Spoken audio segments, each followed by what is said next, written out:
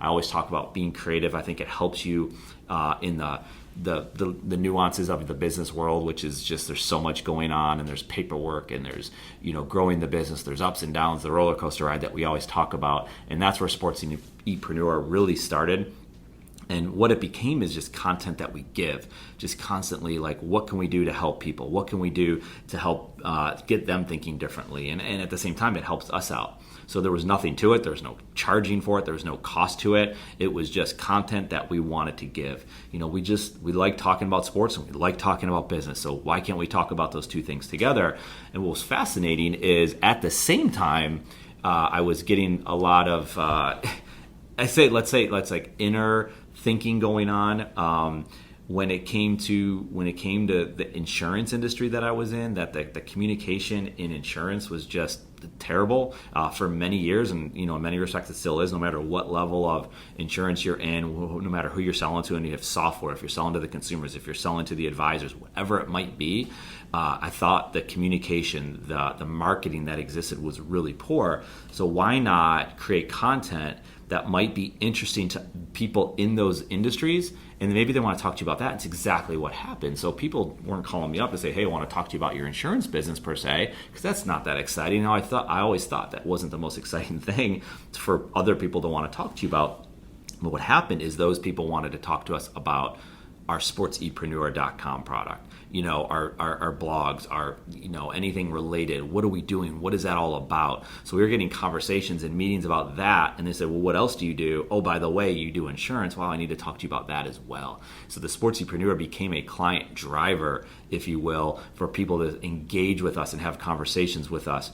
And so that was kind of like the next level stuff. It didn't start out that way for sure, but it became a lot of that. And it became oh, wow, people want to talk to us about that. And SportsEpreneur was the catalyst behind it. And that's why I always tell other people in their business is, yes, be specific, talk about your business, have an understanding of your business, give content out specifically about your business, but then what else relates to your business? What is content that you can create that then brings in an audience that they'll be interested in talking to you? And oh, by the way, you also sell this too. And I think something else that's missed a lot, I talked about it before real quick, was the being creative. I think you have to do something creative in your business, no matter what it is. I don't know if it's drawing pictures or doing videos or music or whatever that might be. I think it's really cool if you can create something. And what that is to me, at least to me, and maybe not to everybody, is it's fun. And I want to have fun doing the business that I do. And SportsEpreneur is a fun thing for us. I don't think of a lot of the stuff that we do as work. Yeah, there's no doubt when we're doing taxes or filling out forms and doing paperwork. That's not fun, but it's part of the process, so you kind of live with it. But where can we actually find the true fun and engaging things? This is the stuff that I want to think about and do. Like, if I go to a sporting event, I could just watch the sporting event, but I could also maybe pull something out of it that I can learn and use for business. I actually had a guy call me up once. He's like, wow, man, my wife gets on me for watching sports. He's like, you're a genius because you get to create content and watch sports. It's almost like you entered the sports world for your business without actually entering the sports world. So I always thought that was funny when that individual said that to me. So sports and entrepreneurialism was always a passion of mine. I read about it a ton. I was like, let's put these two things together and create content around it. And that's what we did. And that's where SportsEpreneur came from. And we're going to keep creating content around it. What's been interesting is a lot of people who have been in the sports world that play sports at a very high level, or played it in high school, or played in college, or still playing it professionally.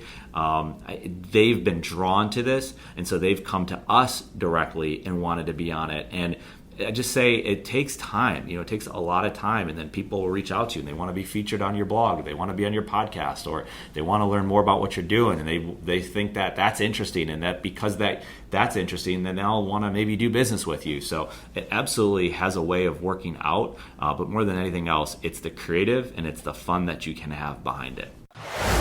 I'm Eric Kasimov, and for all of us here at CadSource, thank you for listening to Content Matters. If you'd like to connect, you can find me on LinkedIn or Twitter. That's it for now.